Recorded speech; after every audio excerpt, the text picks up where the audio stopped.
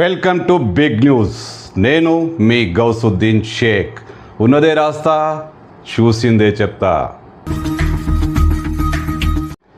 బెంగాల్ ఎన్నికల్లో Hyderabadi game changer.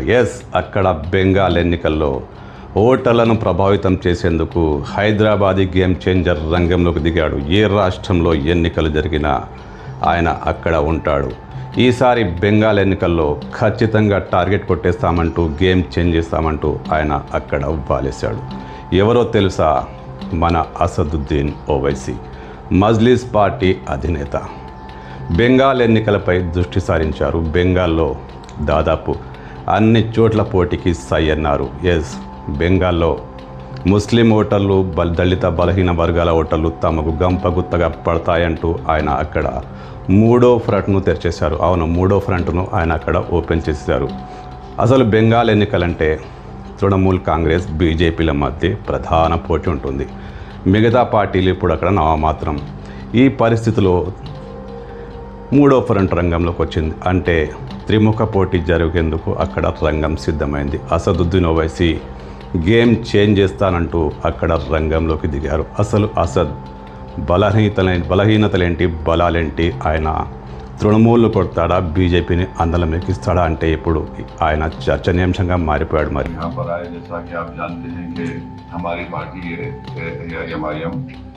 Waste Bengal के इस असेंबली इलेक्शन में हम हमारे भाई जनाब हुमायूं कबीर साहब के साथ अलायंस में लड़ रहे हैं और हमारी पूरी कोशिश होगी कि अलायंस कामयाब हो। और साथ ही साथ ये भी मैं आपको बताना चाह रहा हूँ कि सीट्स कितने हम लड़ेंगे वो भी तय हो चुका है। బెంగాల్లో అసదుద్దీన్ ఓవైసీ మూడో ఫ్రంట్ తెరిచేశారు. తృణమూల్ కాంగ్రెస్ నుంచి బహిష్కరించబడిన ఒక నేత, హుమాయూన్ అనే నేత, ఆయన ఆమ్ జనతా అని ఒక పార్టీ పెట్టారు. ఆ పార్టీ మొత్తం అక్కడి అన్ని సీట్లలో పోటీ చేస్తుంది. అది కూడా మజ్లిస్ పార్టీతో పొత్తు పెట్టుకుంది. హుమాయూన్, అసదుద్దీన్ ఓవైసీ కలిసి అక్కడ మూడో ఫ్రంట్ పెట్టారు. చిన్న చితక పార్టీలను కలుపుకునే ప్రయత్నాలు చేస్తున్నారు. అయితే ఈ మూడో ఫ్రంట్ ఏం చేయబోతోంది? అనేక రాష్ట్రాల్లో చూసాం. అసద్ భాయ్ ఎక్కడికి వెళ్తే అక్కడ ఏం జరుగుతుందో అందరికీ తెలిసిందే.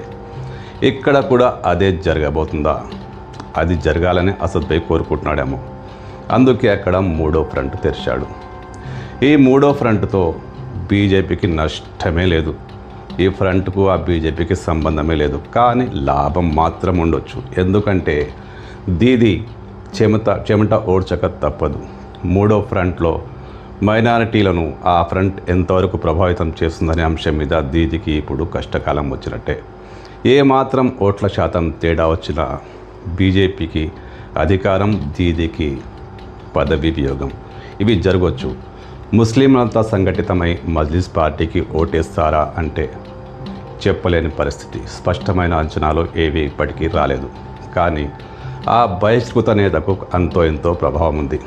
ఆయన వల్ల ఏ 4-5 సీట్లు తృణమూల్ కోల్పోయినా అది బీజేపీకి ప్లస్ అవుతుంది. అసలు అసదుద్దీన్ ఓవైసీ, ఆయన పార్టీ ఆకాంక్షలు, రాజకీయ విస్తరణ, ఆయన లక్ష్యాలు వేరే. దాన్ని మనం కాదనలేం. ఆయన జాతీయ పార్టీకి నాయకుడు. జాతీయ పార్టీ ఎక్కడైనా పోటీ చేస్తుంది, దాన్ని మనం ప్రశ్నించలేం. కానీ ఎంఐఎం ఎక్కడ పోటీ చేస్తుందో అక్కడ బీజేపీకే లాభం చేకూరుతుంది. జనాల్లో బీజేపీకి ఎంఐఎం మంచి దోస్తు అనే అభిప్రాయం కూడా ఉంది.